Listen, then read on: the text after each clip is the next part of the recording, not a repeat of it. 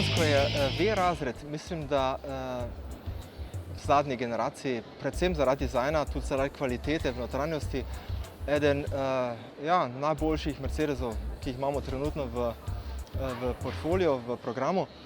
In je pa tudi, kar se dizajna tiče, eksterior dizajna, eden lažjih avtomobilov, če govorimo o električnih. To pomeni, enostavno pri SUV oziroma pri vanu, pri večjem avtomobilu je precej enostavno recimo vstaviti baterijo v dvojno dno in s tem kot oblikovalec zunanjosti praktično ne rabiš prirediti skoraj ničesar.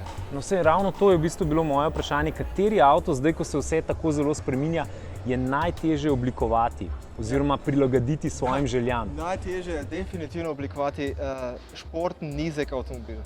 Enostavno zato, ker seveda baterije bodo v dvojnem dnu in baterije, kaj pa vem, imajo recimo določeno višino in ne moreš enostavno normalnega avtomobila, današnjega kupeja v prihodnosti isto visokega oziroma nizkega pustiti. Treba je pač recimo malo bolj inteligentno vse skupaj oblikovati in lahko vam izdam, da se bomo že verjetno čez kakšnega pol leta v eni drugi priložnosti o enem podobnem avtomobilu pogovarjali. Zelo zanimivo, že napoved. Mi je pa zanimivo, da kažejo vsi te Mercedesi prihodnosti eno zanimivo osvetlitev, vsaj kar se tiče luči, ki so postavljene, oziroma ledice, zelo lepe, linija, ki je postavljena na grill. Je to neka novost, ki zna v avtomobilski industriji priti tudi? Ja, definitivno je recimo oblikovanje luči nekaj posebnega. Zanimivo je tudi, da je praktično vse prepovedano. Vsaka ideja, ki jo imaš kot oblikovalec, praktično dobiš po prstih, je prepovedana. In zakonodaja tega ne dovoljuje.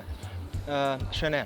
Ampak zanimivo je, da smo mi našli mogoče, luknjo v zakonu, seveda nič ilegalnega, vse je to compliant, ampak smo našli možnost na določenem trgu, to je v Ameriki, voziti čez dan z dnevnimi nočmi v obliki recimo tega light band, te povezave med žarometi. Kar drugače ne je bilo možno? Ne, na drugih trgih, tudi v Sloveniji to ni dovoljeno, razen po noči je to dovoljeno, čez dan ne. Edini trg na svetu, ker niti ni najmanjši, recimo ameriški, to dovoljuje in ta naš EQC tudi ima ne samo ta light band, ampak ima tudi osvetljeno zvezdo. Naša zvezda Mercedesova tudi čez dan je osvetljena in seveda tudi po noči. In to je definitivno en popolnoma nov dizajn oziroma nov izraz sprednjega dela, ki ga bomo videli ne samo pri EQC, ampak tudi pri naslednjih avtomobilih.